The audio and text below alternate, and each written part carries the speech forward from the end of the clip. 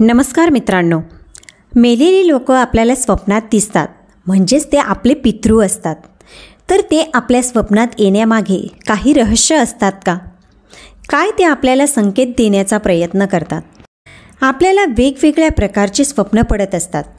काही स्वप्न आनंद देऊन जातात, तर काही स्वप्नांमुळे अतिशय भीती वाटते. काही स्वप्न आपल्याला पूर्णपणे आठवतात, तर काही स्वप्न मात्र आपण लगेचच विसरत असतो. मात्र जर का मेलेली माणसे स्वप्नात दिसायला लागली तर अतिशय भीती वाटते. तर मेलेली माणसं स्वप्नात आली तर काय संकेत आपल्याला मिळतात ते आपण आजच्या व्हिडिओमध्ये एका कथेद्वारे समजून घेऊया. एकदा नारद मुनी यमदेवांना भेटण्यासाठी यमलोकात येतात. यमदेव नारद मुनींचा मोठा आदरातीर्थ करून त्यांचे स्वागत करतात आणि त्यांना प्रणाम करून येण्याचे कारण विचारतात. तेव्हा नारद मुनी देखील यमदेवांना प्रणाम करतात आणि यमपुरीत येण्याचे कारण सांगायला सुरुवात करतात. यमदेवांना प्रणाम करून नारद मुनी म्हणतात, हे मृत्यूलोकाचे देवता, तुम्हाला माझा प्रणाम आहे. तुमच्या स्वागताने मी अतिप्रसन्न झालो आहे. त्यावर यमदेव म्हणाले, तुम्ही नक्की काहीतरी महत्त्वाच्या कामासाठी आला असाल किंवा अतिमहत्त्वाची बातमी देण्यासाठी आला असाल. माझ्याकडून काही चूक तर नाही ना झाली? कृपया मला सांगा. तेव्हा नारदजी म्हणाले, हे यमराज, तुम्ही जर जिवंत आणि मृत दोन्ही प्रकारच्या व्यक्तींच्या कर्माचा हिशोब ठेवतात, तुम्हाला सर्वांचाच भूतकाळ भविष्यकाळ माहिती आहे. म्हणून माझ्या मनात असणाऱ्या एका शंकेचे निराकरण करण्यासाठी मी येथे आलो आहे. कृपा करून माझी दुविधा नष्ट करा. यमराज म्हणाले, नारदजी, प्राचीन काळातील गोष्ट आहे. एक अतिशय सुंदर अलिशान असे नगर होते. तेथे एक व्यापारी आपल्या 5 भावांसोबत राहत होता. सगळ्यांचे लग्न झाले होते. सगळे भाऊ अगदी मिळून मिसळून राहत होते. 5ही भावांमध्ये अतिशय प्रेम होते. त्यांच्याजवळ कुठल्याच गोष्टीची कमतरता नव्हती. व्यापारी आणि त्याचे भाऊ व्यापारासोबत शेतीही करत, दिवसरात्र मेहनत करत. त्यांच्याजवळ भरपूर धनसंपदा होती. हे सर्व व्यापाऱ्याला त्याच्या पूर्वजांकडून मिळाले होते. व्यापाऱ्याचे पूर्वज महादानी, पुण्यकर्म करणारे, प्रत्येक जीवांवर दया करणारे होते. सर्व प्रकारचे होम हवन तसेच धार्मिक कार्य करणारे होते. परंतु शेठ अतिशय कंजूस होता. तो दानधर्म, पुण्यकर्म, धार्मिक कार्य काहीच करत नव्हता. तो एक दमडीसुद्धा कोणाला देत नव्हता. ना कधी त्याने अन्नदान केले होते, ना कधी तो धार्मिक कार्य करायचा. त्याचे पूर्वज तर धार्मिक स्थानांवर भंडारा द्यायचे. त्याने कधी आपल्या पूर्वजांसारखे अनुकरण केले नाही. त्यामुळे त्याच्याजवळ धनसंपत्ती खूप झाली. पण त्याचे पूर्वज अतिशय दुःखी आणि नाराज झाले. त्यांना आपल्या मुलाचे वागणे योग्य वाटत नव्हते, म्हणून मेल्यानंतरसुद्धा दुःखीच होते. धन कमवण्याच्या लालचमध्ये तो एवढा व्यस्त झाला की आपल्या पूर्वजांनासुद्धा तो विसरला. कमवण्याच्या लालचमध्ये त्याने आपल्या पूर्वजांचे श्राद्ध, तर्पण सर्व बंद केले. म्हणून त्याच्या पूर्वजांच्या आत्म्याची तृप्ती होत नव्हती. ते आपल्या मुलाच्या अशा वागण्यामुळे दुःखी राहू लागले. एके दिवशी त्याचे पूर्वज आपसात चर्चा करतात आणि त्याला भेटायला जाण्याचा विचार करतात. मग सर्व पितृ यमदेवाकडे जातात आणि प्रार्थना करतात, हे यमराज, आमच्या मुलांची नीती भ्रष्ट झाली आहे. त्यामुळे आमची संतुष्टी होत नाही. कृपा करून आम्हाला एकदा आमच्या मुलांना भेटायला जाऊ द्या. आम्ही त्यांना समजावून परत येऊ. तेव्हा यमदेवांनी होकार देत म्हणाले, हे महापुरुषांनो, तुम्ही तुमच्या मुलांना भेटायला नाही जाऊ शकत, परंतु स्वप्नात जाऊन त्यांना काही संकेत अवश्य देऊ शकता. मग ते पितृ मान्य करतात आणि एक एक करून आपल्या सर्व मुलांच्या स्वप्नात जाऊन दर्शन देतात. सर्वात आधी ते आपल्या मोठ्या मुलाच्या म्हणजे त्या व्यापाऱ्याच्या स्वप्नात जातात आणि त्याला काही संकेत देतात. परंतु तो मुलगा त्यांचे संकेत समजू शकला नाही. सकाळी उठल्यावर तो ते स्वप्न विसरतो. तो त्या स्वप्नांकडे दुर्लक्ष करतो. आता सर्व मुलांच्या स्वप्नात जाऊन त्यांना संकेत देऊ लागले. पण त्यांचे बाकी मुलं पण त्याकडे दुर्लक्ष करतात. कोणीच आपल्या पूर्वजांचा संकेत समजत नाही. तो व्यापारी आणि त्याचे भाऊ पैसे कमवण्यात एवढे आंधळे झाले होते की ते दिव्य संकेत त्यांना काहीच वाटत नव्हते. त्यांच्या मनात त्या संकेतांविषयी काही महत्त्व नव्हते. परंतु त्या व्यापाऱ्याच्या स्वप्नात पितॄंनी दृष्टांत दिल्यानंतर थोड्याच दिवसात त्याला व्यापारात नुकसान होऊ लागले. एवढे नुकसान झाले की त्यामुळे त्याची सर्व धनसंपदा नष्ट झाली. सगळ्या भावांमध्ये वादावाद आणि भांडणे व्हायला लागली. पूर्वजांमुळे मिळालेली सर्व जमीन धनसंपत्ती विकून टाकली आणि पूर्णपणे ते पायमाल झाले. सर्व भाऊ वेगळे झाले आणि छोटी मोठी कामे करू लागले. तिकडे पूर्वजांना आपल्या मुलांची अशी अवस्था बघून खूप दुःख व्हायला लागले. सर्व पितृ उदास राहायला लागले आणि परत यमदेवांकडे जातात आणि सांगतात, हे यमदेवा, आमच्याने मुलांची अशी दुर्गती बघवत नाही. आमच्याद्वारे केलेल्या सर्व पुण्यकर्मांना आमच्या मुलांनी नष्ट केले आहे. कृपया तुम्ही काही करा ज्यामुळे त्यांना त्यांची चूक कळेल. मग यमराज म्हणतात, हे पुण्यात्मा, मी तुमची व्यथा समजत आहे. मी तुमची नक्की मदत करेन.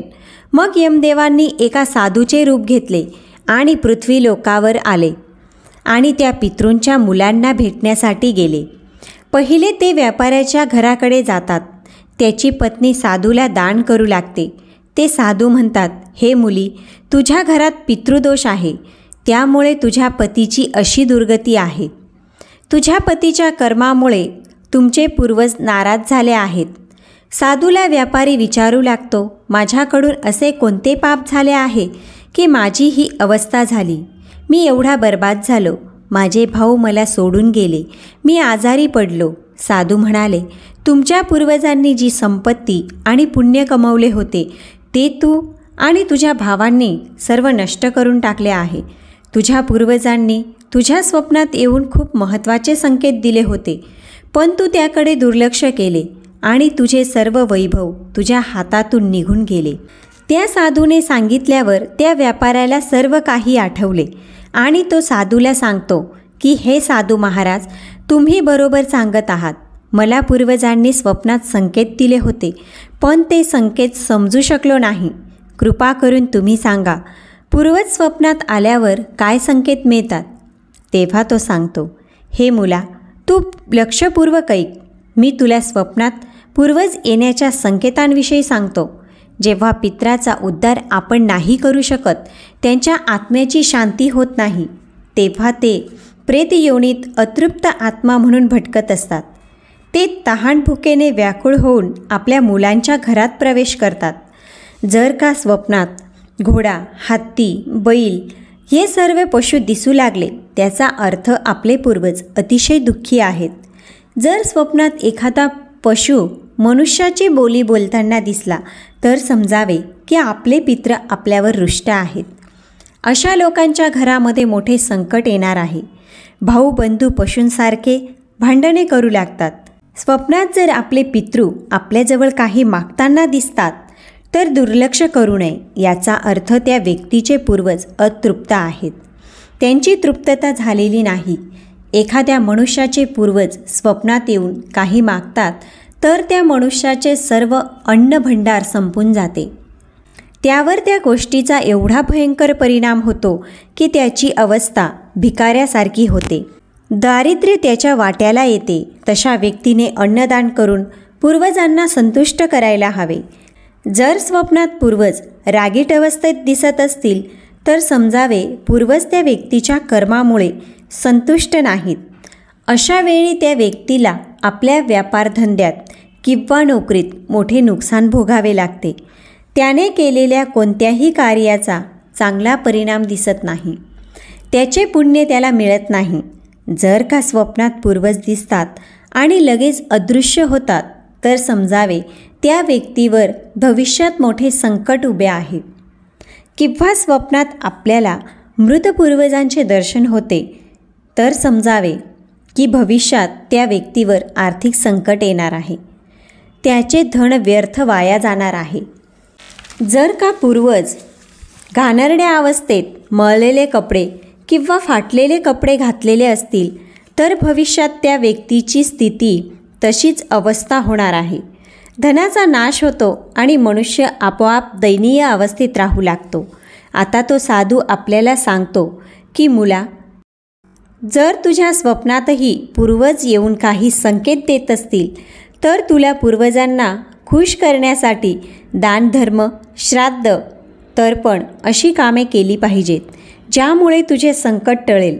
साधूचे बोलणे ऐकून त्या व्यापाऱ्याला आपली चूक कळते.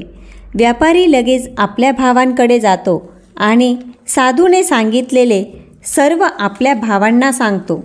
सर्व भावांना व्यापाऱ्याचे बोलणे समजते आणि त्वरित सगळे भाऊ एका पवित्र नदीच्या किनारी जाऊन श्राद्ध तर्पण करतात आणि गरिबांमध्ये अन्नदान करतात. आपल्या पूर्वजांना तृप्त करतात. मग एके दिवशी त्यांचे पूर्वज परत स्वप्नात येऊन वेगवेगळ्या प्रकारचे त्यांना संकेत देतात. यमराज नारदजींना सांगतात, हे देवर्षी, जेव्हा कोणत्या मनुष्याचे पूर्वज संतुष्ट होतात त्यामुळे सुद्धा ते आपल्याला वेगवेगळे संकेत देत असतात. जर पूर्वज डोक्यावरून हात फिरवताना दिसत आहेत तर ते त्या व्यक्तीवर अतिप्रसन्न होण्याचे संकेत आहेत. त्या मनुष्याच्या जीवनात खूप आनंद येणार आहे. त्यांचे जीवन सुखी आणि समृद्ध होणार आहे. त्याचे सर्व कार्य सिद्धीत जाणार आहेत. जर स्वप्नात पूर्वज स्वस्थ आणि निरोगी दिसतात त्यांच्या चेहऱ्यावर अतिशय तेज दिसते, त्यांचे कपडे चमकदार असतात, सफेद रंगाचे असतात, तर समजावे त्यांना मुक्ती मिळाली आहे. जर पूर्वज दूर आकाशात ढगांवर बसलेले दिसले तर तो सुद्धा आपल्यासाठी एक शुभ संकेत असतो. तर मित्रांनो, हे होते ते संकेत जे आपल्याला आपले पूर्वज स्वप्नात येऊन देऊन जातात. त्यांच्याकडे अजिबात दुर्लक्ष नाही केले पाहिजे. मित्रांनो, व्हिडिओ कसा वाटला? व्हिडिओ आवडला असेल तर एक लाईक अवश्य करा आणि चॅनलला सबस्क्राईब करा.